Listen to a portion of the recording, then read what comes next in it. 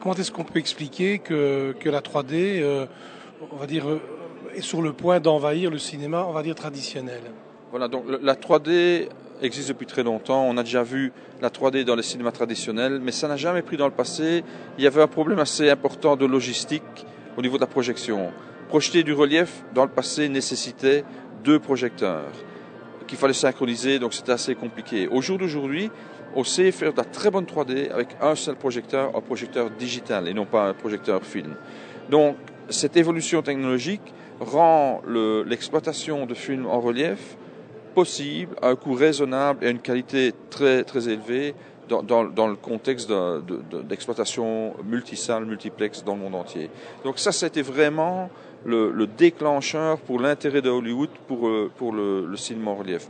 Parce que c'est vrai que dans tous ces marchés spécialisés dont j'ai parlé il y a une minute, ce sont des salles très sophistiquées avec un staff très, très compétent, etc. C'est pas pour dire que les staffs des multiplex sont pas compétents, mais c'est quand même des systèmes beaucoup plus compliqués où il y a des effets physiques dans la salle, il y a des sièges qui bougent, etc. Donc là, c'était pas un problème d'avoir un double projecteur, mais pour le déballage mondial de ce type de technologie, il fallait vraiment faire ce pas en avant, un projecteur pour faire du relief.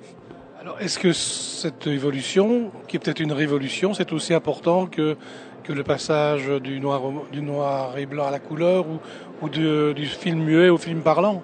C'est vraiment une révolution pour le cinéma.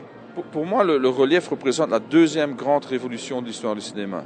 La première était le passage du cinéma muet au cinéma parlant. Et le passage, par exemple, du noir et blanc à la couleur n'a pas été une révolution. À mes yeux, c'était une grande évolution.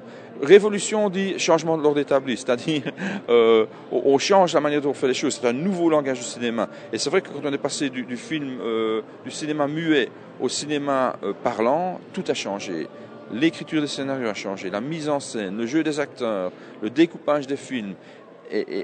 C'est devenu, quand on compare un film muet à un film parlant, mais c'est plus la même forme d'expression. Et on va avoir cette même évolution, à votre avis, avec justement une modification, un changement de scénario?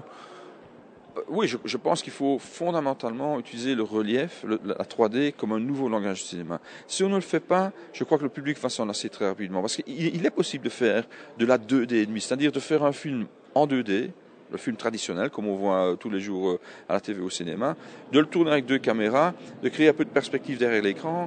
Mais les gens ne vont pas vouloir payer 2-3 euros de plus par ticket. Les petits gosses ne vont pas vouloir mettre des lunettes si c'est pas pour en bénéficier d'une expérience totalement différente.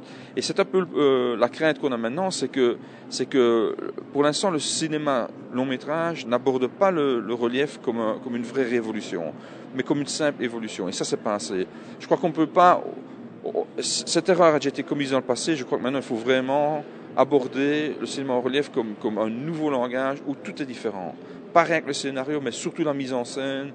En fait, quelle est l'essence même du cinéma en relief? Souvent, les gens pensent relief, oui, les effets de jaillissement, quand on a un truc qui vient vraiment vers la caméra.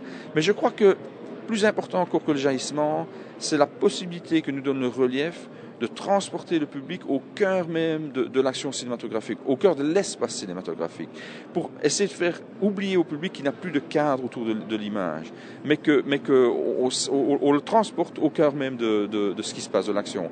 Et ce positionnement différent du public change toute la donnée. Et pour moi, c'est vraiment fondamental. Et c'est ça à la base. Moi, quand je réalise un film en relief, je dis toujours, OK, où est-ce que je mets mon spectateur au cœur de la scène?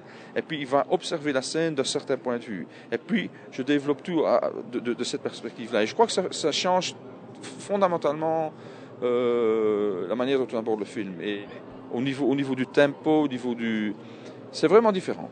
Et votre société est prête à aborder cette révolution?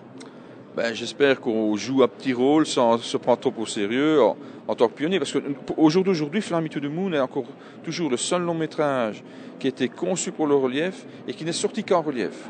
De tous les autres films au monde, ils sont tous sortis et en 2D et en 3D. Je parle de long métrage, de fiction, je ne parle pas de films spécialisés.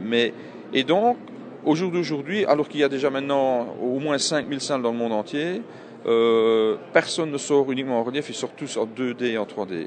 Et Fly Me to the Moon, avec les inconvénients que ça amène, parce que c'est clair, par exemple, en France, nous sommes sortis au mois d'octobre 2008, Il n'y avait que 51 salles équipées de relief. Donc c'est une petite sortie. Une grosse sortie en France, c'est 300, 400 copies. Nous ne sommes sortis que dans 51 salles. Malgré tout, on a fait presque 400 000 entrées, donc ça a très bien marché. Aujourd'hui, par exemple, il y a 300 salles en France. Donc les choses évoluent très vite et donc nous avons certainement fait le pas. On a relevé le défi de faire ça déjà il y a plus d'1 an. Maintenant, on en est à notre 2e et on va s'embarquer dans pas mal de productions. De toute façon, il y a un engouement mondial maintenant pour le relief. Je crois qu'on est au bon endroit au bon moment.